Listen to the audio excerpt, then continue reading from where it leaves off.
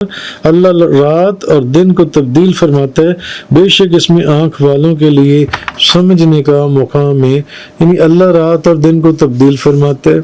رات کے بعد دن لاتا ہے اور دن کے بعد رات لاتا ہے۔ بے شک بادلوں کو چلانے، ان سے بارش نکلنے، آسمانوں سے اولے برسانے، بادلوں سے بجلی ظاہر کرنے اور دن اور رات کو تبدیل کرنے میں غور و فکر کرنے والوں کے لیے اس میں اللہ کے وجود، اس کی قدرت اور اس کی وحدانیت پر دلائل موجود ہیں کہ یہ اس کی قدرت پر اس کی دلائل موجود ہیں، اس کی وحدانیت پر دلائل موجود ہیں کہ اس کائنات کا کوئی ایک خالق حقیقی ہے جو اس ساری کائنات کے نظام کو چلا رہا ہے اس کے اندر۔ اور اللہ نے زمین پر چلنے والے تمام جانداروں کو پانی سے پیدا کیا۔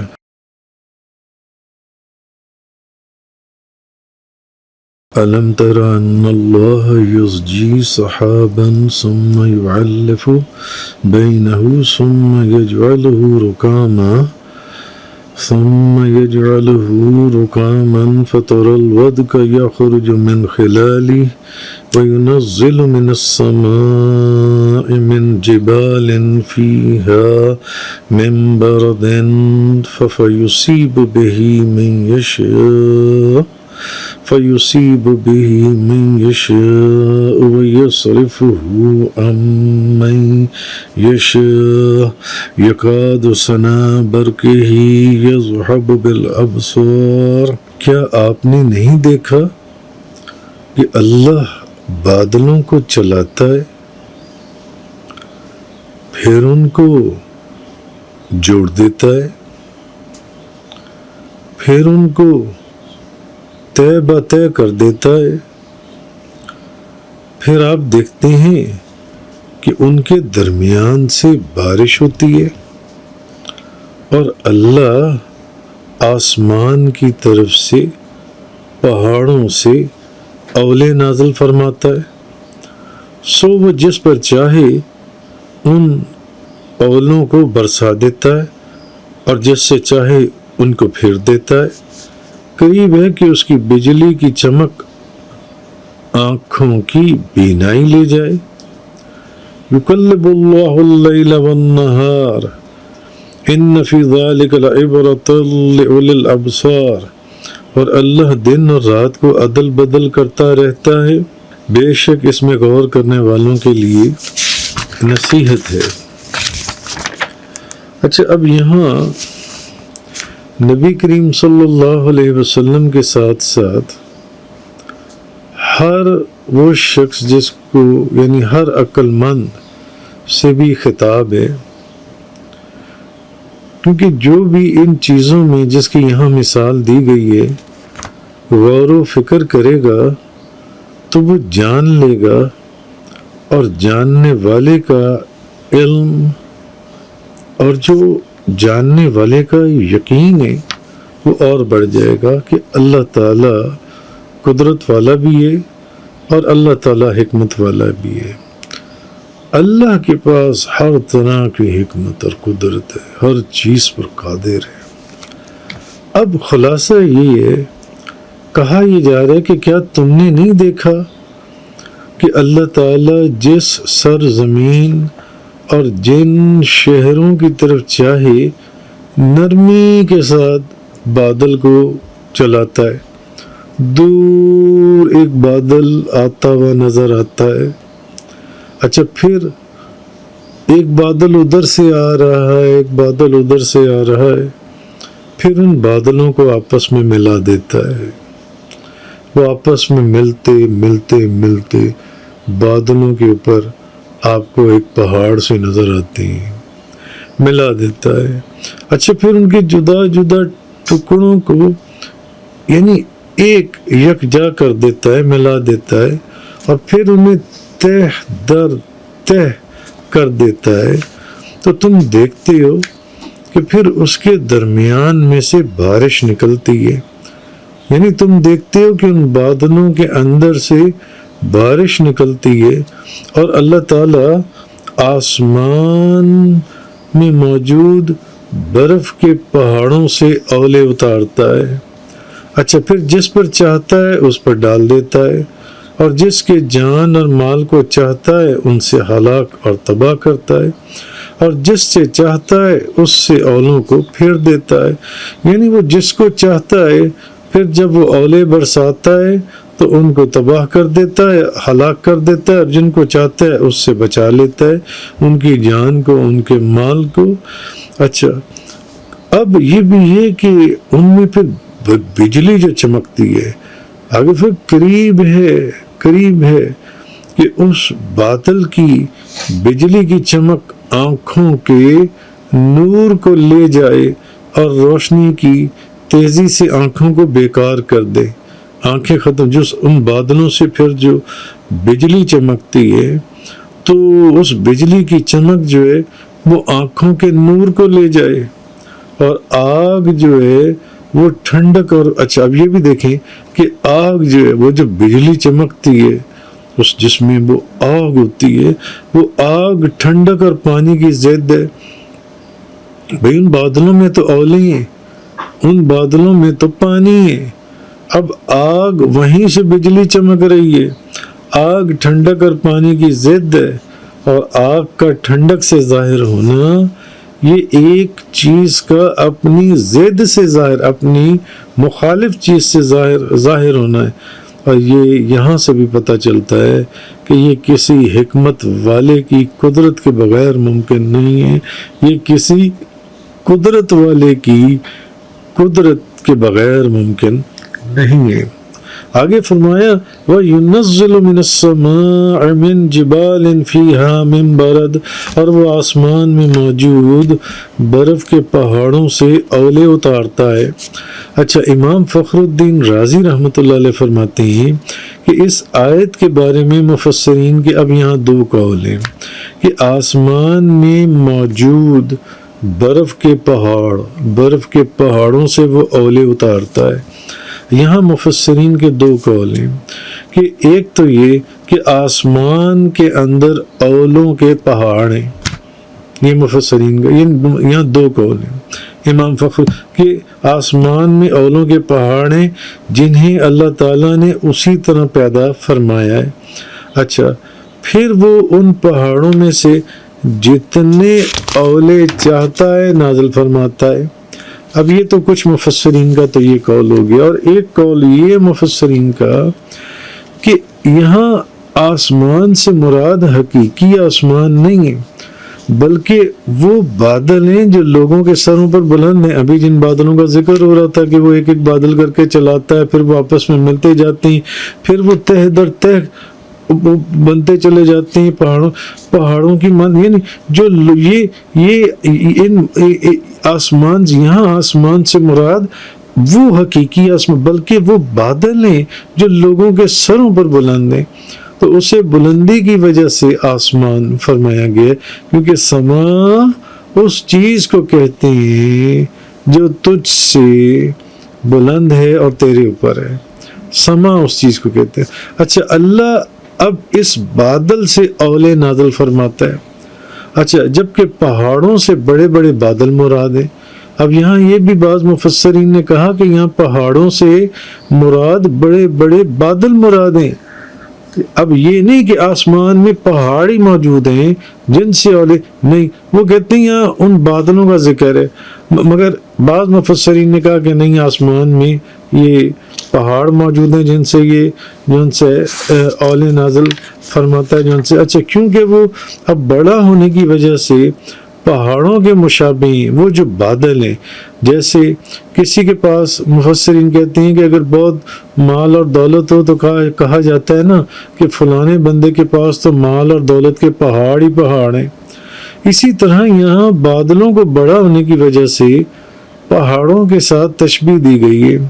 اچھا اب یہ مفسرین کہتے ہیں کہ اولے جو ہیں یہ جمع و پانی ہے جسے اللہ تعالیٰ نے بادلوں میں پیدا فرمایا ہے، پھر وہ انہیں زمین کی طرف نازل فرماتا ہے۔ تو پہلا قول زیادہ مناسب ہے، کیونکہ آسمان ایک مخصوص جسم کا نام ہے، تو اسے بادل کا نام قرار دینا یا کہنا کہ نہیں اصل میں یہ بادلوں کو کہا جا رہا ہے کیونکہ وہ بھی اوپر ہیں، تو اوپر جو چیز اوپر ہو اس کو پھر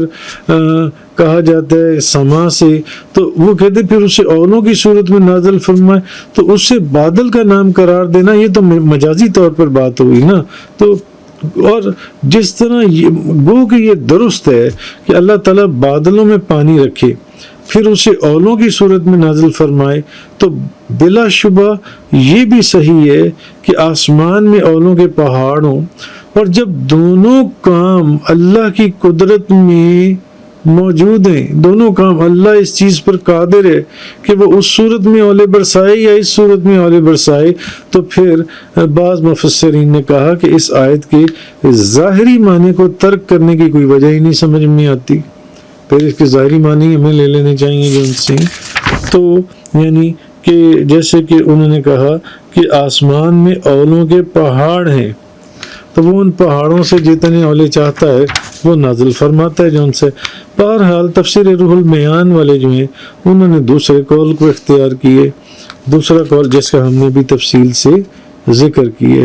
يقلب اللہ اللیل والنہار ان فی ذلک لعبرۃ لأولی الابصار، اللہ رات اور دن کو تبدیل فرماتا ہے، بے شک اس میں آنکھ والوں کے لیے سمجھنے کا مقام ہے، یعنی اللہ رات اور دن کو تبدیل فرماتا ہے، رات کے بعد دن لاتا ہے اور دن کے بعد رات لاتا ہے، بے شک بادلوں کو چلانے، ان سے بارش نکلنے، آسمانوں سے اولے برسانے، بادلوں سے بجلی ظاہر کرنے اور دن اور رات کو تبدیل کرنے میں غور و فکر کرنے والوں کے لیے اس میں اللہ کے وجود، اس کی قدرت اور اس کی وحدانیت پر دلائل موجود ہیں، کہ یہ اس کی قدرت پر اس کی دلائل موجود ہیں، اس کی وحدانیت پر دلائل موجود ہیں کہ اس کائنات کا کوئی ایک خالق حقیقی ہے جو اس ساری کائنات کے نظام کو چلا رہا ہے اس کے اندر۔ بہرحال تو یہ چیز آگے کہی گئی، آگے فرمایا گیا واللہ خلق کل دابۃ مما، اور اللہ نے زمین پر چلنے والے تمام جانداروں کو پانی سے پیدا کیا، واللہ خلق کل دابۃ من ماء فمنہم من یمشی علی بطنہ، تمام جانداروں کو اللہ نے پانی سے پیدا کیے زمین پر چلنے والے۔ اچھا سو ان میں سے بعض تو پیٹ کے بل رینگتے ہیں، پیٹ کے بل رینگ رہے ہیں، وَمِنْهُمْ مَن يَمْشِي عَلَى رِجْلَيْن، اور ان میں سے بعض ایسے ہیں جو دو ٹانگوں کے اوپر چلتے ہیں، وَمِنْهُمْ مَن يَمْشِي عَلَى أَرْبَعٍ، اور ان میں سے بعض چار ٹانگوں پر چلتے ہیں، يَخْلُقُ اللَّهُ مَا يَشَاءُ، اللہ جو چاہے پیدا فرماتا ہے، ان اللہ علی کل شیء قدیر، اور بے شک اللہ ہر چیز پر قادر ہے، اللہ ہر چیز پر قادر ہے۔ لقد انزلنا آیات مبینات، بے شک ہم نے واضح بیان کرنے والی آیتیں نازل فرمائی ہیں، واللہ یہدی من یشاء الی صراط مستقیم، اور اللہ جس کو چاہے سیدھے راستے پر لگا دیتا ہے، جس کو چاہے اللہ سیدھے راستے پر لگا دیتا ہے۔ اب پچھلی آیتوں میں تو آسمانوں اور زمین کے احوال سے اور آسمانی آثار سے اللہ کی قدرت اور وحدانیت پر دلائل ذکر کیے گئے، جیسے کہ میں نے پہلے آپ سے عرض کیا۔ اچھا اب یہاں سے جانداروں کے احوال سے کہ جن کو جان دی گئی ہے، جو جن کے وجود میں جان ہے، اللہ کی قدرت اور وحدانیت پر دلائل دیے جا رہے ہیں، استدلال کیا جا رہا ہے، یعنی معنی یہ خلاصہ یہ ہے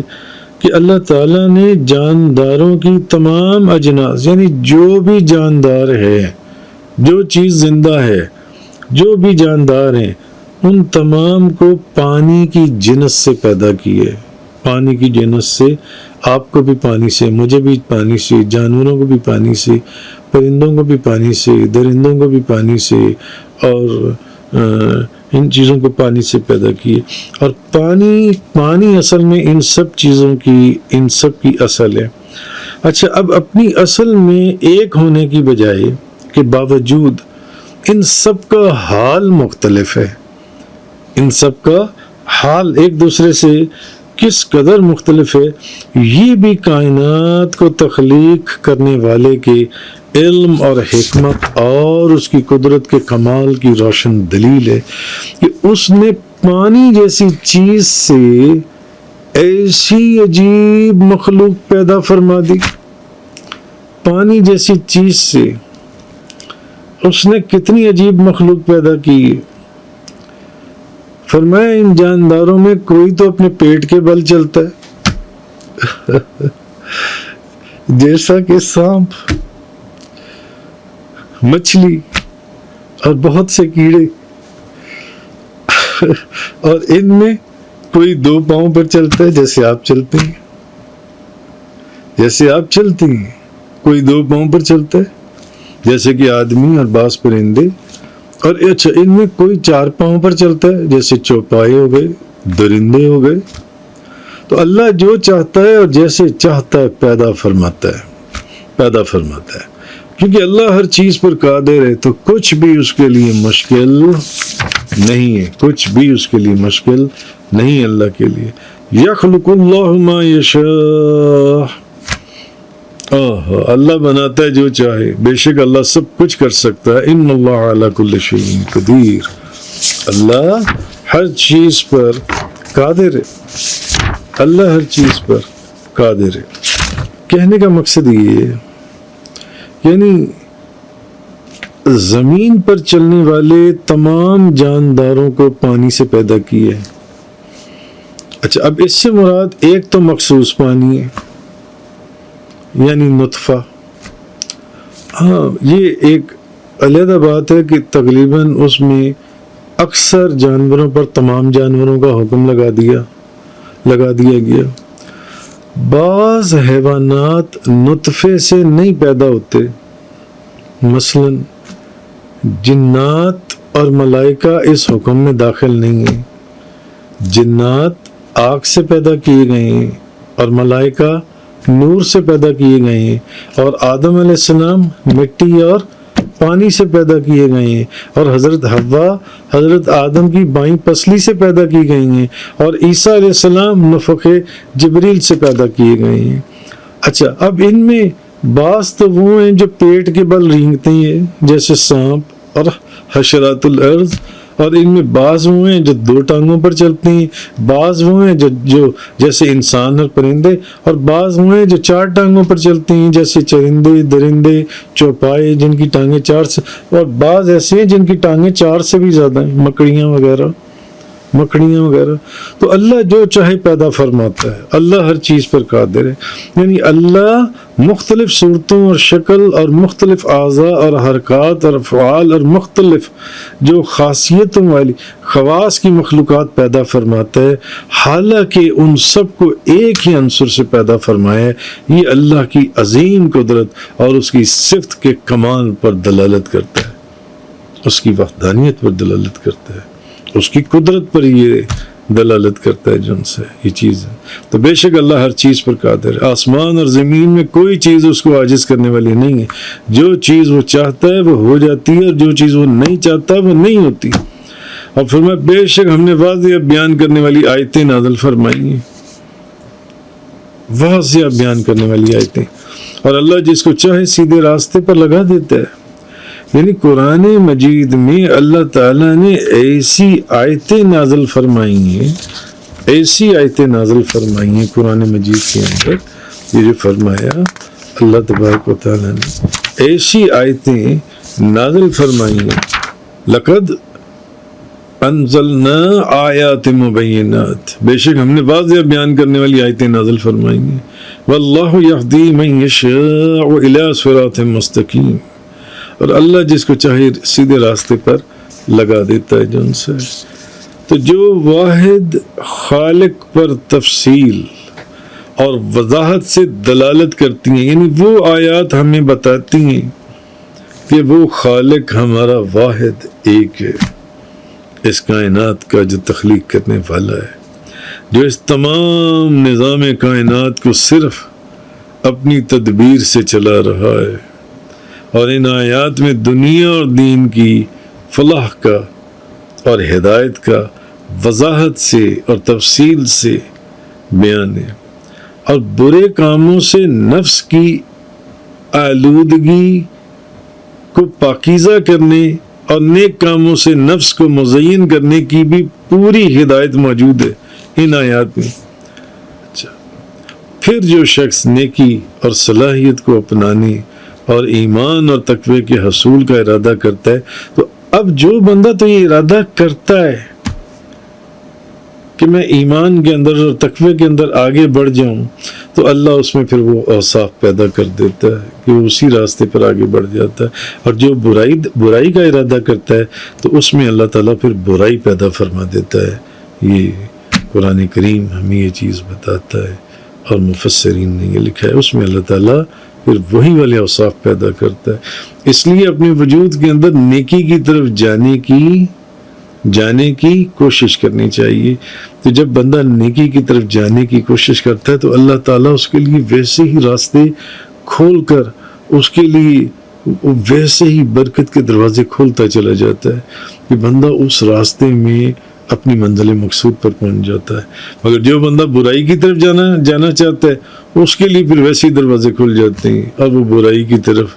جس رستے پر نکلتا ہے وہاں اس کے لیے وہی برائی کی انتہا اس کی منزل مقصود ہوتی ہے، وہ وہاں پہنچ جاتا ہے۔ وآخر الدعوانا ان الحمدللہ رب العالمین۔ تفسیر قرآن کا یہ لیکچر انگلش میں سننے کے لیے براہ کرم ڈسکرپشن میں موجود لنک پر کلک کریں۔